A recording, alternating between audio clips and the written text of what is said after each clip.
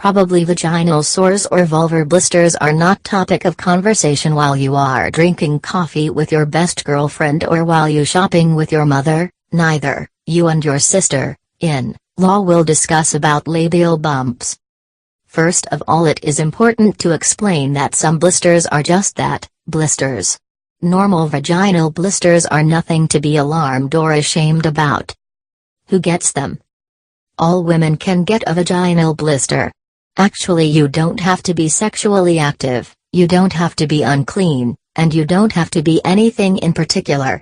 You just need the right anatomy. The most common causes of vaginal blisters are friction, ingrown hairs, and clogged sweat glands. What do they look like? You should make a difference between typical STD blister or bump and non-STD related vaginal or vulvar blister because they are not the same. An ordinary vaginal blister pretty much resembles any other blister, and may contain fluid or blood. They can be ovular or circular and may feel like a gel bubble when touched. They might appear as clear-colored blisters, or they may be very red, possibly turning very dark in the center as the blood inside ages. However, they shouldn't have an obvious border, raised or otherwise, and they shouldn't itch or burn or smell badly.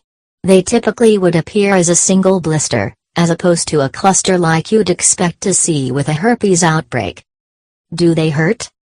The blisters can show up anywhere on the vulva, but mostly they go unnoticed until some sort of friction occurs. Also, usually they don't hurt on their own like a bee sting would, but if you touch them directly, they will be at least a bit tender to the touch, if not a bit painful.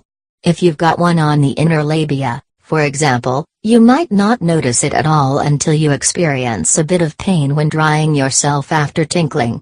Obviously, other sorts of direct contact could hurt as well, but, generally speaking, if you're not touching it, it shouldn't hurt. How do you treat it? Probably the best treatment is a good soak in a hot bath. We recommend you to try a sitz bath or other types of special treatments, but I haven't found them to be necessary. Soaking in the water encourages them to rupture naturally and painlessly. You should not open them yourself because that would make you more susceptible to infection. Just let them run their course naturally and the healing will take place on its own. How long do they last? In most cases, the blisters last less than a week. Still, sometimes it could take longer than this if your body needs longer to heal.